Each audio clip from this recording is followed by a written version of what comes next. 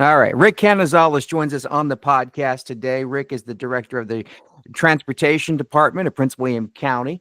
Mobility. When are we going to change that name to the Mobility Department? That seems to be the big thing now. That It is. word. It is. Thanks for Not quite joining us. just yet. I've suggested it, but hasn't grasped anybody yet. But hopefully here soon it'll. It is about mobility. You're right there, Uriah. I think that's a great start to our conversation here, because we are a department that's focusing on that, and I think that we're coming out to the public to try to talk to them about that and tell them how we are mobility, how we are a department that moves people and not vehicles anymore, because that is a big change in the mentality of how transportation, the departments of transportation are thinking nowadays, not just our department, but nationwide. So I think as we grow as a community, as that community gets to that vital population, then we need to start thinking about mobility just instead of just moving vehicles, which we were thinking about 20 years ago when we were only a population of less than 200,000.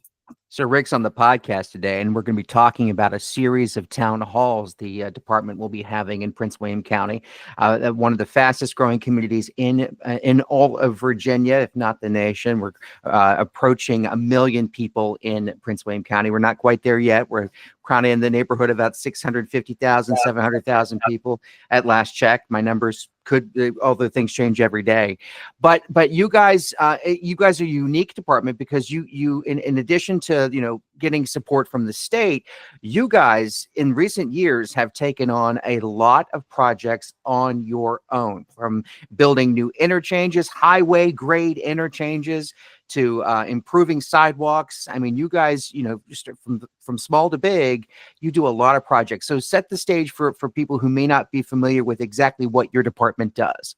Sure. Thanks, Uriah, for that opportunity.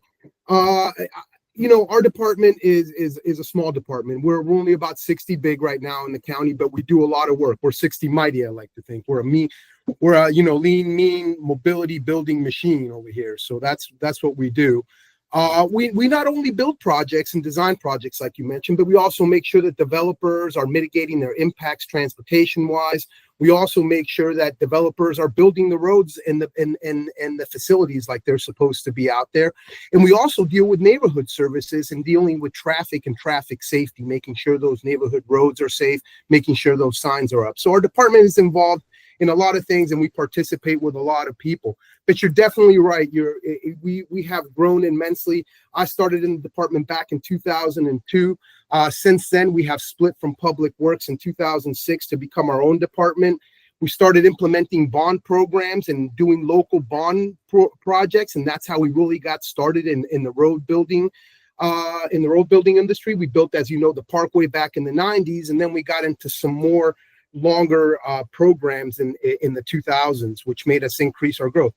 And since then, and you mentioned that VDOT started giving us a little money. We started being able to do some projects. We showed VDOT that we could do some projects in the early 2000s. They were very excited. They started giving us more projects because they didn't have the staff to complete the projects in Northern Virginia that they needed to do.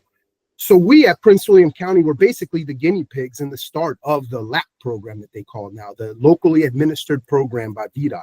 The jurisdictions all over the state are allowed to do these projects because of something that really was piloted here in Prince William County. So we've grown to that effect. The next thing that happened was in 2014, NVTA was able to start taxing and was able to start collecting dollars. So now we're not only receiving these federal and state dollars, but we're also receiving regional dollars from NVTA, coming directly to the county and coming indirectly to the county through applications to their MVTA 70% program. That grew our program even bigger. So when we were looking back in the 2010 timeframe, 2015, we were a program of about $300 million.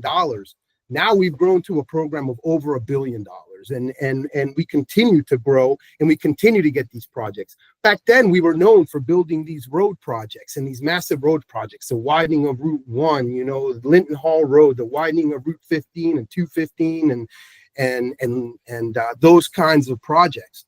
You look at our program now, and we were doing this just lately. We have 20 major projects. Out of those 20 major projects, 15 of them have major bicycle, pedestrian, or transit components to it. out of and taking away those 20 major projects, we then have 12 major just pedestrian, transit, or bicycle projects running in the county. So right now we're looking at a program that about our third or more, actually, probably 40% of our money is spent on bicycle, pedestrian, and transit capital improvements. And with one of your projects just recently completed, you built the county's first pedestrian bridge as part of your Brentsville interchange project. So now for the first time in Prince William County, their pedestrians have a dedicated crossing over a major roadway. So talk about how you guys are again focusing on not just cars, but putting your money where the mouth is and moving people who are using multimodal transportation. And great example there too. We've done a lot of firsts in the last couple of years. That first pedestrian bridge is a great example. We're looking to do another pedestrian bridge over Route 1. So we're looking at those possibilities of moving those pedestrians over these major facilities now. But our biggest multimodal project has been the Potomac Center Garage project that we created, where we not only created pedestrian and bicycle improvements there, intersection improvements, we created a large 14-space garage with the technology to put electric vehicles and hook them up in there, with having a transit area where people can transfer. Now even PRTC Omni Ride is looking to us to see if they can even increase the size of that transit center because it's being so successful so early, and it's right next to their facility.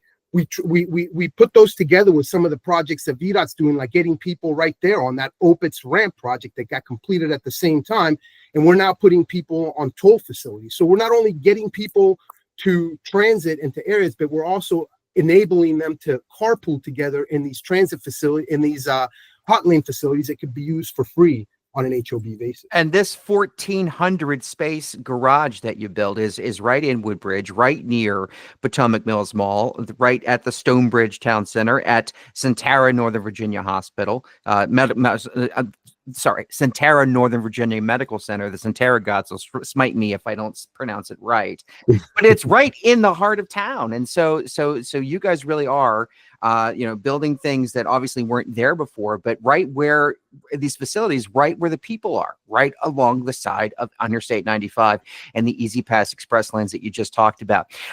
So you have a series of town halls that are coming up, and I want to let you talk about that. But before we let the people kind of drift off and think, oh, these are just, because a lot of people don't think about the roads. They just get on the roads, they go where they need to go, they sit in traffic, they don't think about why, they just kind of, it's something that you got to do. But I want people to know in their mind that you have some major projects coming up. You guys aren't slowing down. No, sir. And you really would like to hear from the people who will be using these facilities, driving on these roads, using these pedestrian bike paths and these parking garages. Yeah. So talk to me about, set the stage here. Talk to me about what's coming up so people can get invested and have a brief understanding and then want to come out to your town halls. Sure. And let me set the stage by going back a little more too. We in the past, we have been very good at getting out to the public with public meetings. When we have an individual facility out there that we're building or we're doing something with, we get out to the public, get their opinion on what they think of the facility, what they think about the impacts that are going on around them. And we've been very good at doing that for many years. When we talk to what's called our transportation management agency here, our TMO, we found a gap that showed that even though we went out to the public a lot to talk about these individual projects, we didn't go out to the public to ask them and outreach to them to ask them what they would like their transportation system to look like. We were assuming already through the comprehensive plan that things were being talked through the board and we were putting things through the board. And that was the assumption that we were made aware that no, we need to go out to the public. They are our customers and we need to go out to the public and ask what our customers want. So that's kind of the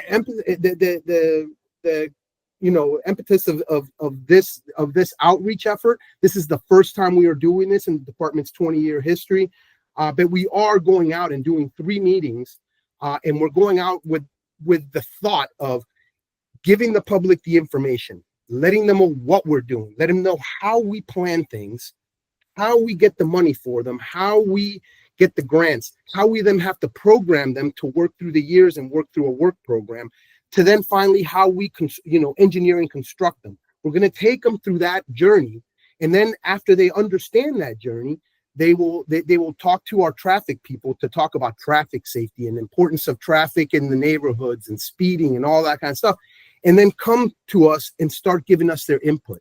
We feel like if we educate the public a little bit and letting them know what's going on and what we plan, what we get, what we pay for, and how we do it, that they can come back and let us know and give us some good ideas and input in what we are looking for. So we'll talk about the dates and locations and times, but give me some, there's projects that are coming up to make the people want to care about why, because someone may not know that you guys are really looking at redoing the intersection of Minnieville Road and Prince William Parkway to make that a major major interchange, completely different than the way it looks now. So things like that, people who don't know what's coming down the pike, just talk about that, because once they hear it, they're going to want to be like, well, man, I might want to come over and talk about this. Yeah, and I wanted to put the setting out there that this is what we're looking for. But you're so right. I mean, we do have a lot of important projects out there right now. The Minnieville Parkway job, that is a major interchange improvement that's coming online. We're probably hoping to start construction by the end of this year, beginning of next year.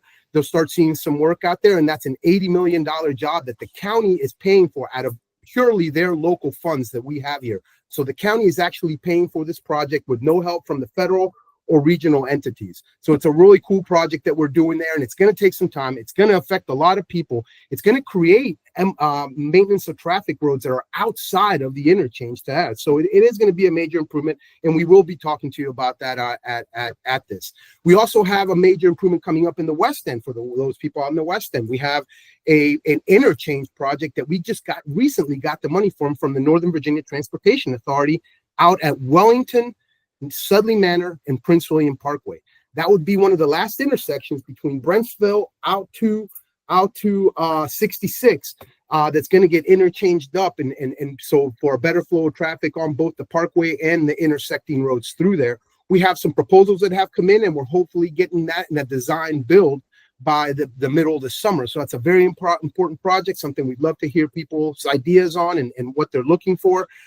We also have projects here in the middle of the county, which, we're trying to cover the whole basis. We're going to have 3 meetings, one in the West End, one in the East End, one in the middle. But we have a major project here in the middle of the county where we're doing the intersection of the Parkway and the Prince William County Parkway and Old Bridge Road to make, finally, the Parkway be the Parkway that it always was intended to be, and that it followed through that road. Instead of only having 1 lane, you will now have 3 lanes to go through that Parkway on a curved basis, and the turning movement will be Old Bridge Road. So the straight movement will be the Parkway, the turning movement will be Old Bridge Road, and we're hoping that flows a lot more people out to 95 through the Parkway, which it was intended to do.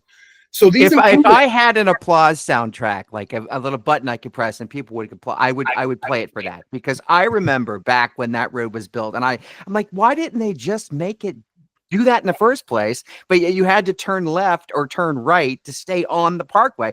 But like, I think that's so awesome. So major projects coming up, a lot of work will be done, and you clearly want to hear from the public, the residents who will be using these roads, and want, as you said earlier, have input on what their transportation system should look like. Talk to me about the dates, times, and locations where people can come out and share their thoughts. The first one is going to be on April 30th. That first one is going to be at Dr. AJ Ferlazzo building. So the Ferlazzo building out in the East End. In Woodbridge? They're all between 6 and 8.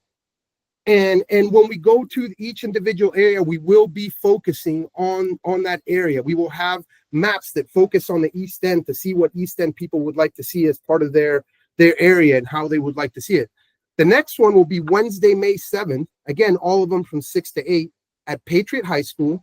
And that's at 10504 Kettle Run Road out in Nokesville. So out in Patriot High School, we'll have the same thing for the people on the West End, and we'll do a whole county-wide. We'll show them the whole county.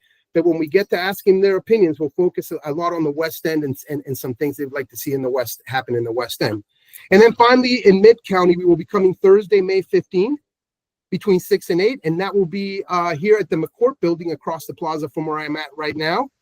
And we will be talking again about the Mid-County. We talked about some major projects there, and that's here at One County Complex Court. And hopefully, again, we have a lot of people show to these to tell us not only what they want countywide, not only what they want in their area, but what they want to see. You know, what we're doing here is not just wanting to hear from you about the existing projects and the projects that we have online right now, but what I really want to do is get information about what people want their system to look like in general. Projects that we don't have in the comprehensive plan right now, things, bus routes that we're not thinking about with PRTC, improvements to the train stations or train facilities that we have, or the connections to, you know, improvements to the park and ride facilities, improvements to the bicycle and pedestrian network that aren't included in the comprehensive plan right now. So we can also get those ideas that are not out there right now, that we haven't thought of already, that we're not trying to prioritize already, but it's important to our residency and to the citizens of Prince William County. We want to know those things too, and that's the main focus of this. Not only have them get the information about what we're currently doing and understanding and having questions about what we currently do, but we really want to know what they want to see in the future. We want to almost have them be the first step into getting into the comprehensive plan. You know, I mean, hearing our citizens and getting ideas of what they want is the first step to going into there and then looking at our comprehensive plan, where we're having these missing links, where these links were identified from a citizen, and creating that and taking that as a planning element to our board to put it into the plan, which then makes it available for us to start funding or looking for available funding to construct these. So that is one of the major things that we want as well. We don't just want to talk about our existing and what we have going on, but we want to hear what you want. Rick Canizales is the director of the Transportation Department in Prince William County. Thanks so much for coming on the Potomac Local News Podcast. Appreciate you, Dad. Take care, Uriah. Thank you so much for having me.